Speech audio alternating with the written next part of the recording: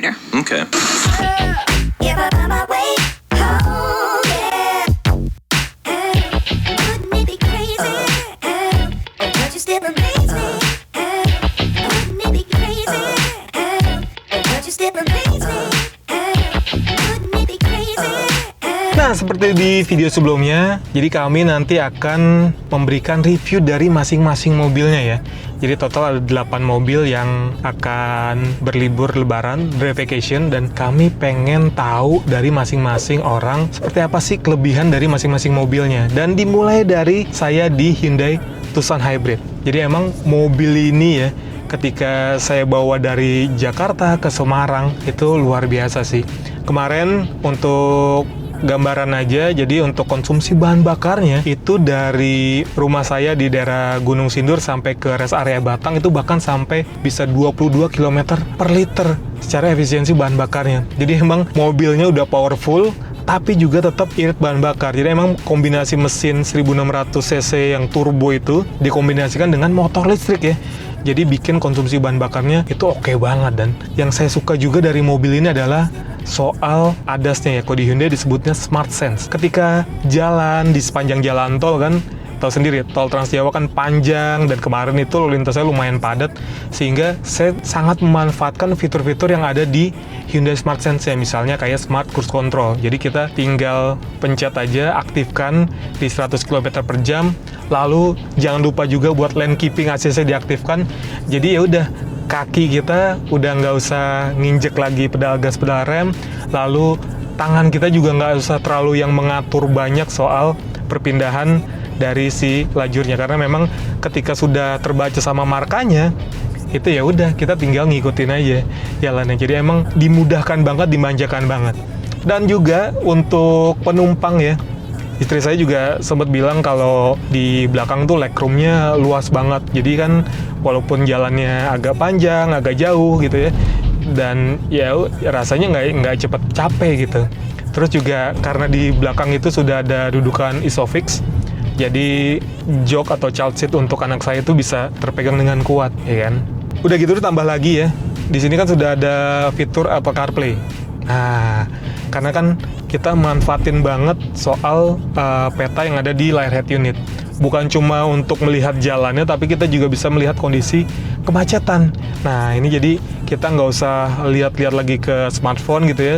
Visualnya sudah ada di bagian layar head unitnya. Jadi emang memudahkan banget.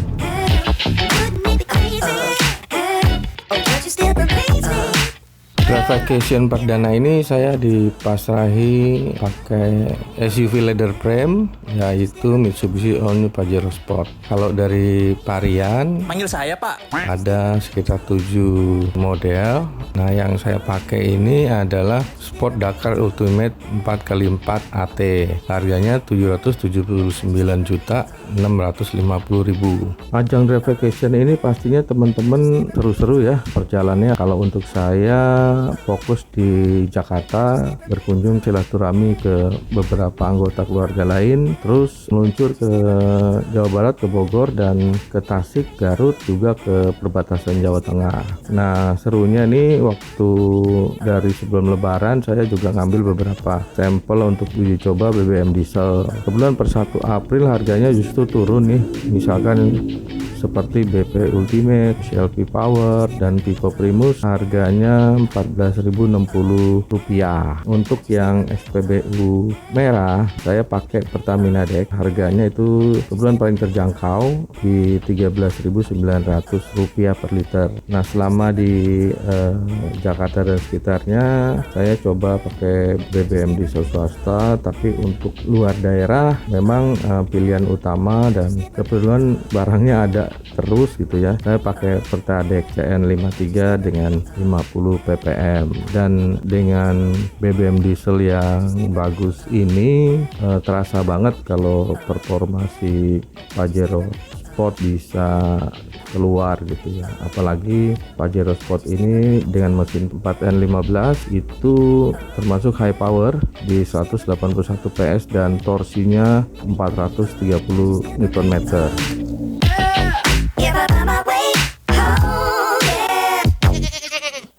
Oke, Jadi Drive Vacation 2025 ini saya menggunakan Omoda GT AWD. Untuk desain sih mirip-mirip aja ya dengan Omoda GT yang front wheel drive. Cuman dari desain depan cuman ada tambahan kayak aksen berwarna oranye dari bumper depan, side skirt hingga ke bagian bumper belakang dan juga spoilernya. Terus ukuran peleknya juga besar nih teman-teman. Ring 19 dibalut dengan ban 235/50. Nah, untuk fitur berkendaranya ini banyak banget nih teman-teman. Pertama mulai dari ADAS. Salah satunya ada Adaptive Cruise Control dan juga ada RCTA, Rear Cross Traffic Alert. Totalnya kalau nggak salah ada 11 nih teman-teman. Dan juga ada 6 mode berkendara. Yang mana ada mode berkendara Eco, Normal, Sport, Snow, Mud, dan Off-Road. Nah, fitur Off-Road ini berguna banget nih pas kemarin saya pergi jalan-jalan liburan ke Anyer sama keluarga saya. Jadi Jalan Raya Anyer tuh macet total teman-teman. Terus saya akhirnya diarahkan Google Maps lewat ke belakang pabrik. Nah, dari belakang pabrik itu ternyata itu trek off-road. Lumayan panjang dan akhirnya saya nyalahin fitur mode berkendara off-road dan dia dengan gampangnya melewati trek off-road tersebut. Nah, rasa berkendaranya nih teman-teman. Ini mirip dengan Omoda 5 GT FWD. Joknya juga sudah bucket seat, setirnya juga sudah teleskopik dan juga tilt. Tapi ini masih ketinggian sih buat saya yang tingginya 173 cm rata-rata orang Indonesia. Jadi saya harus menaikkan jok elektrik ini untuk mendapatkan posisi yang ideal dari berkendaranya sih. Untuk visibilitasnya juga semua terasa baik, semua terlihat. Dari pilar A-nya juga terlihat cukup baik, dari pilar B walaupun kaca belakangnya kecil tapi masih terlihat dengan baik sih dari spion tengah ini. Untuk kenyamanannya, bandingan suspensinya itu agak keras sih, sedikit agak keras. Apalagi kalau ketemu polisi tidur yang sedikit itu, tapi yang banyak trap, tak. Itu agak keras sih teman-teman. Tapi plusnya adalah ketika dia diajak nikung nih, ini nurut banget sih nih Omoda GT ini. Mungkin karena suspensinya sudah multi-link nih teman-teman. Nah, bagaimana dengan performanya? Performanya ini nih, mantap banget. Mesin berkapasitas 1600 cc TGDI dengan dipadukan dengan transmisi 7 percepatan dual clutch otomatis yang disalurkan dengan ke semua roda all wheel drive. Ini membuat tenaganya itu terasa buas. Tenaganya 197 HP dan juga torsi 290 Nm. Ini terbilang lumayan besar sih dibandingkan yang front wheel drive-nya.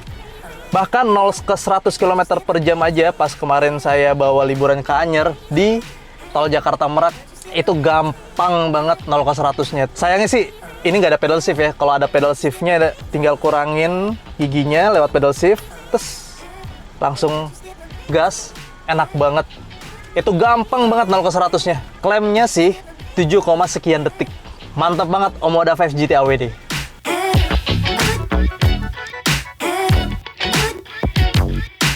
Saya Kamil dan saya kebagian Cherry Tiggo Cross.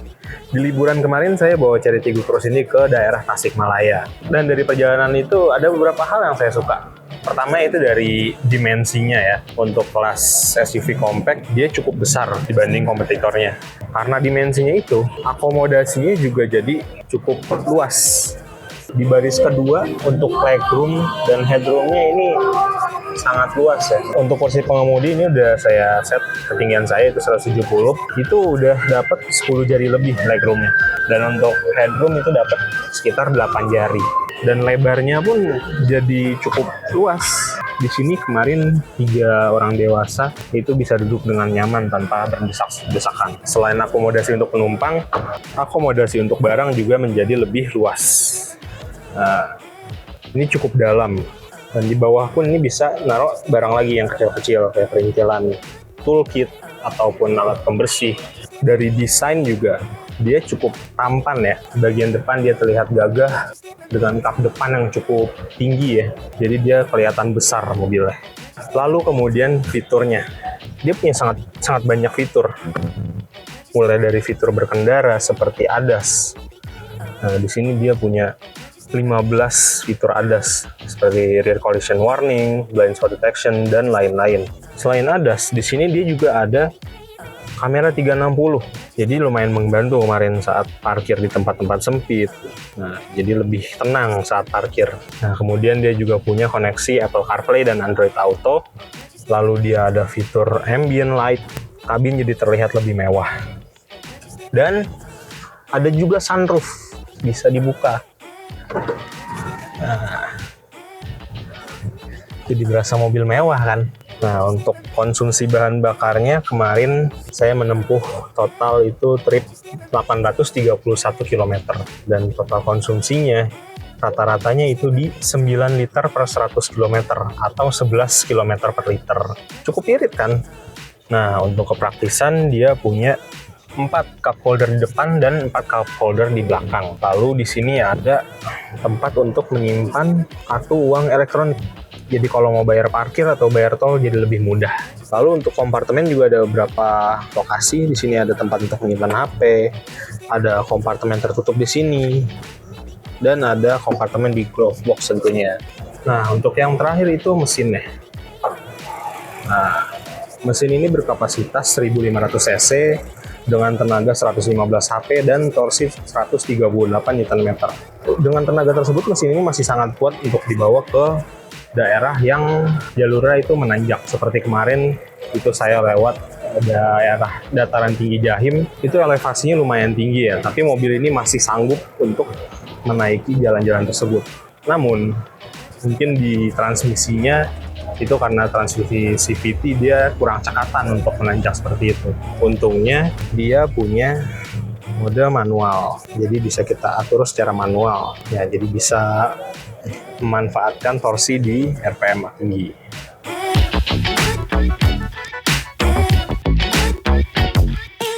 Oke, di gelaran Auto Hub Drive Vacation 2025, saya kedapatan membawa mobil Haval Jolion Hybrid Electric Vehicle dengan tujuan Purwokerto, kemudian mampir ke Bumen, berwisata di Sagara View, Karangbolong, dan Pantai Menganti Kebumen, serta kondangan ke Gunung Kidul, Yogyakarta. Ingin tahu serunya seperti apa? Serta bagaimana iritnya Haval Jolion Hybrid? Saya akan lanjutkan dengan bantuan rekan saya, Alfonso. Silakan.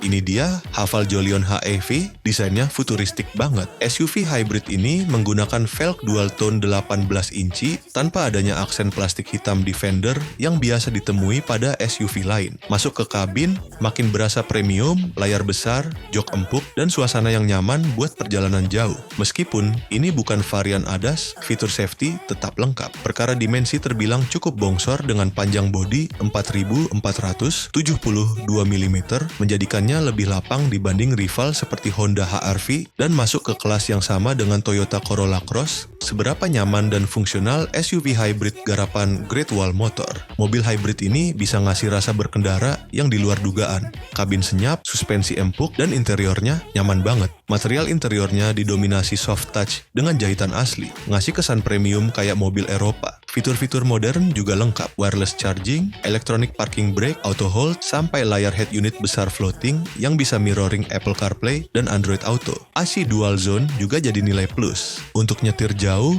fitur cruise control dan kemudi ergonomis bikin perjalanan terasa santai. Sayangnya, belum ada kamera 360 derajat, tapi kamera mundur sudah cukup membantu parkir di area sempit. Panoramic sunroof juga jadi andalan. Jolion Hybrid dibekali mesin 1500 AC naturally aspirated yang dikombinasikan dengan motor listrik dan baterai lithium-ion 1,6 kWh. Total outputnya mencapai 188 dk dan torsi 375 Nm.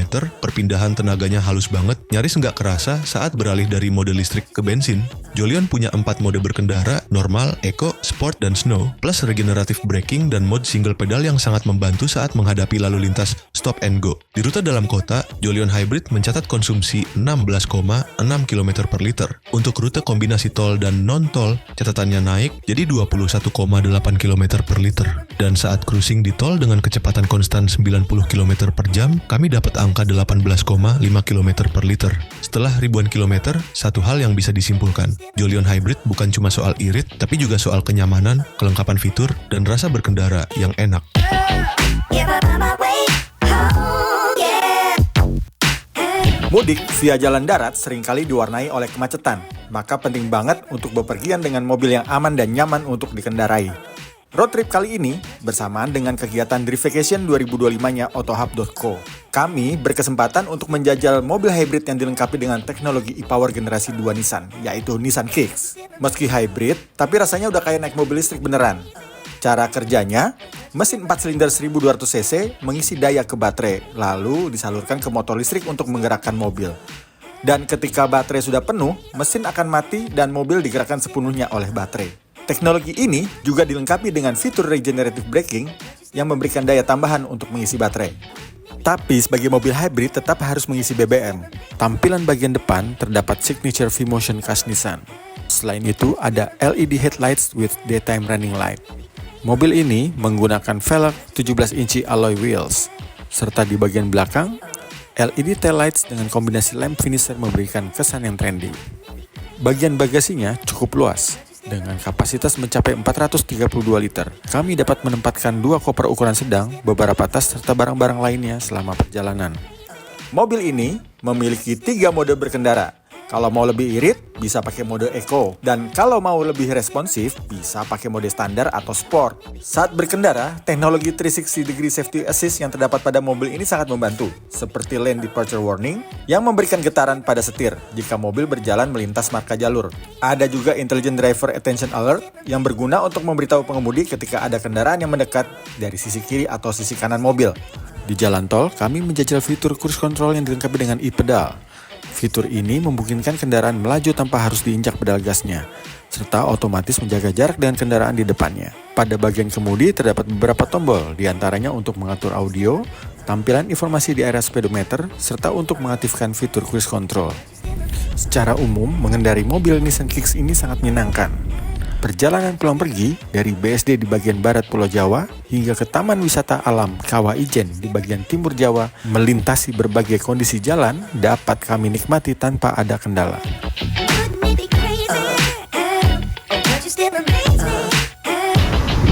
Alhamdulillah saya akhirnya sudah sampai ke rumah kembali setelah melakukan perjalanan libur lebaran tahun 2025 ini.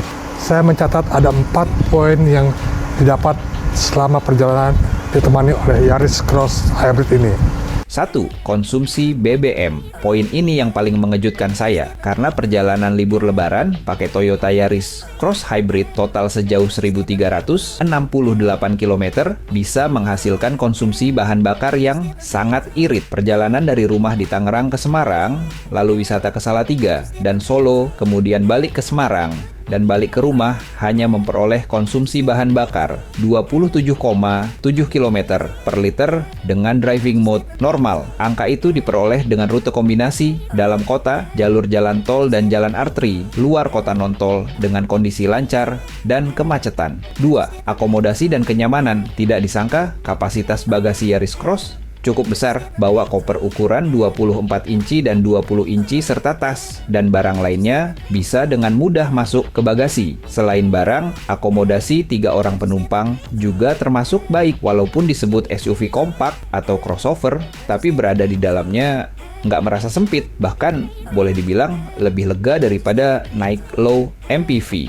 Headroom maupun legroom di baris pertama dan kedua nggak ada kendala apa-apa, bahkan boleh dibilang sangat nyaman sebagai pengendara maupun jadi penumpang selama perjalanan jauh. Tercer performa. Meskipun irit BBM, tapi soal performa mesin bukan berarti minim. Malahan, saya merasakan kombinasi mesin bensin 1500 cc dan motor listrik berteknologi Toyota Hybrid System dengan transmisi e-CVT ini sangat mendukung sekali perjalanan jauh saya kali ini. Untuk berakselerasi di jalan tol, top speed, stop and go, sampai dengan kemampuan di jalan menanjak sangat mudah dicapai oleh Yaris Cross Hybrid ini, apalagi tersedia 3 drive mode yang bisa menyesuaikan kebutuhan saya sebagai pengemudi kalau ingin tenaga tinggal pindahkan ke power, ingin irit mode, eco, atau pindah ke mode normal. 4. Fitur lengkap. Kenyamanan dan keamanan berkendara didukung pula oleh beragam fitur yang lengkap. Contoh yang saya rasakan di dalam kabin, head unit 10,1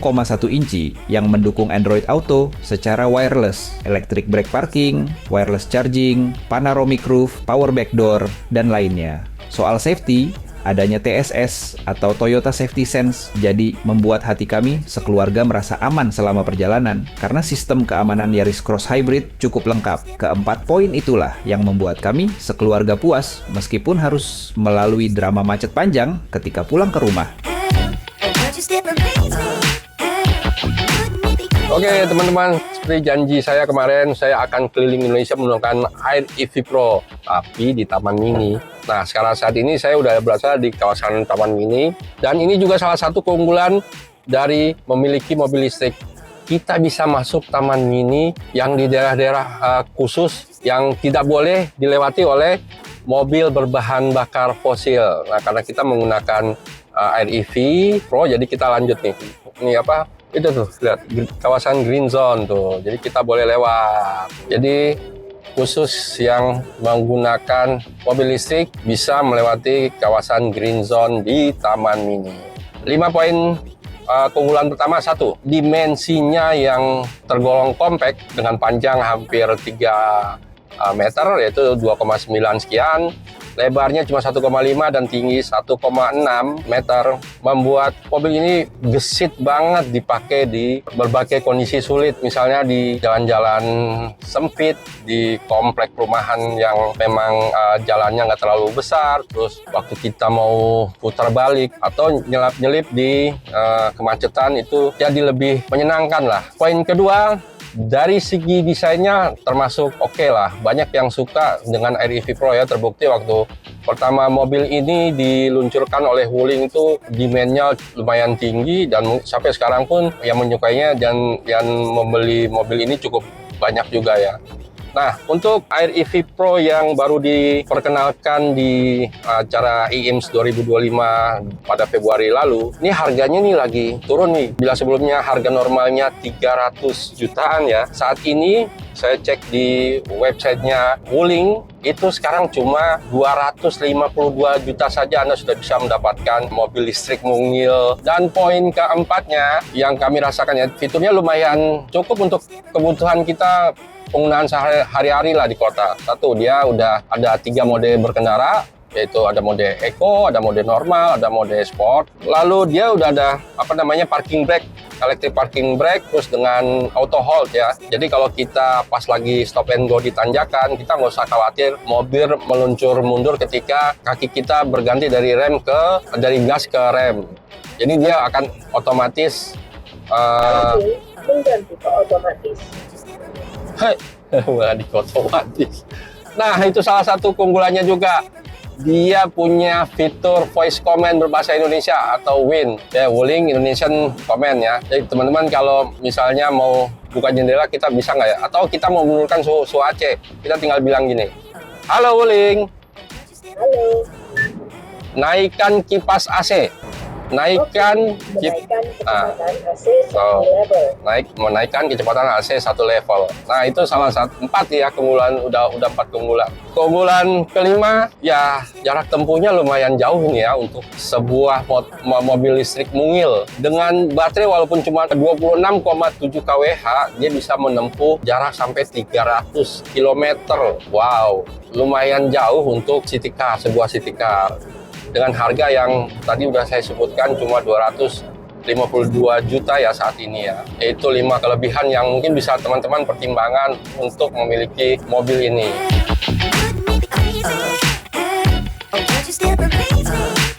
Oh ya teman-teman, jadi kemarin kan memang dibebaskan ya untuk ngisi bahan bakar apa aja ya. Ada yang mungkin ngisi ke BP, ada yang ngisi ke Vivo, ada yang ngisi ke Shell juga, walaupun mungkin Shell-nya kemarin tuh banyak yang sudah kehabisan stok ya. Tapi emang kalau di sepanjang perjalanan untuk dari saya sendiri ya, perjalanan mudik itu dari Jakarta ke Semarang, memang sepanjang jalur Trans Jawa itu akan sulit ya mendapatkan BBM swasta. Jadi emang kebanyakan kayak seperti di rest area pada ujungnya ya saya ngisinya di Pertamina lagi gitu kan. Jadi emang karena persebarannya yang cukup luas, cukup masif, dan secara SPBU-nya yang terbanyak ya dibandingkan merek swasta, sehingga ya udah mungkin balik-balik lagi ke SPBU Pertamina untuk ngisinya.